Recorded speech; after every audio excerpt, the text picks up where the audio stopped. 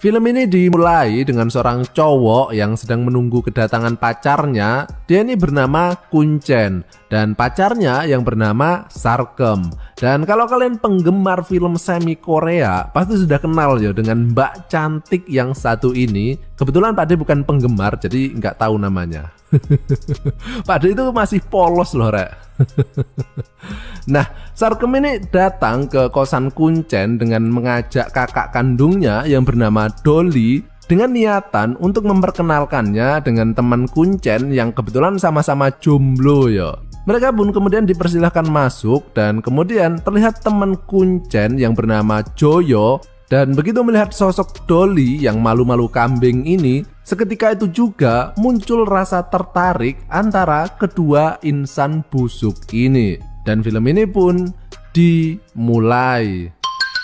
Judulnya nggak penting.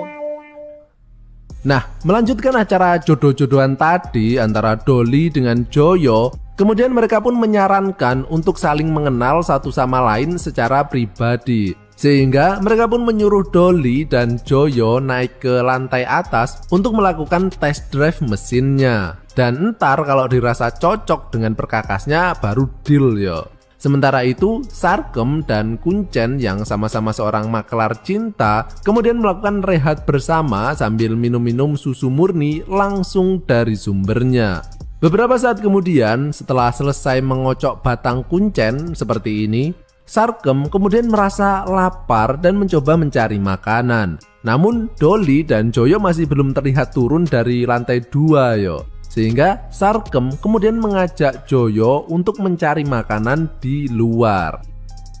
Malamnya setelah pulang dari jalan-jalan, terlihat Sarkem ini kecapean yo. Sehingga Kuncen yang baik hati ini pun langsung memijat pundak Sarkem. Merasa keenakan, Sarkem mengatakan ada lokasi lain di tubuhnya yang merasa lelah, di mana lokasinya itu nggak bisa dijangkau menggunakan jari jemari saja yo. Sehingga Sarkem kemudian meminta tolong kepada Kuncen untuk memijat lokasi tersebut menggunakan alat pengeboran miliknya.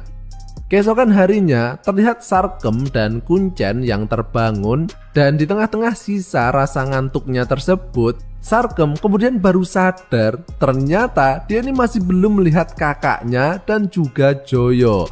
Dan karena takut terjadi apa-apa, mereka pun langsung menuju ke lantai atas. Dan betapa terkejutnya mereka ketika memasuki kamar, tercium bau khas bikang anget yang sangat menyengat di seluruh ruangan. Dan terlihat banyak banget tisu basah yang kini sudah menjadi kering berserakan di lantai. Kemudian terlihat Dolly dan Joyo dengan posisi bertumpukan dan mereka ini tertidur atau pingsan yo.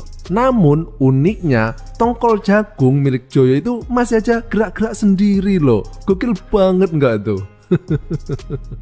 Jadi mereka ini melakukan bercocok tanam mulai dari kemarin sampai pagi hari non-stop. Gila nggak tuh? Dan meskipun Sarkem dan Kuncen ini terheran-heran melihat kejadian itu, mereka pun langsung membangunkan kedua pasangan mesum tersebut.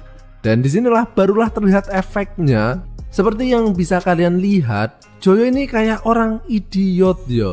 Dia ini makan aja belepotan karena tangannya itu gemeteran, nggak kuat ngangkat sendok. Dan wajahnya itu juga pucet banget yo. Dimana semua itu disebabkan karena dia ini telah kehilangan semua nutrisi batangnya. Sementara itu berbanding terbalik dengan Joyo, Dolly ini jadi nempel terus ke Joyo karena dia ini sudah merasa kekenyangan yo memakan nutrisi batang Joyo dari kemarin. Joyo kemudian meminta izin untuk istirahat sebentar untuk memulihkan tenaganya.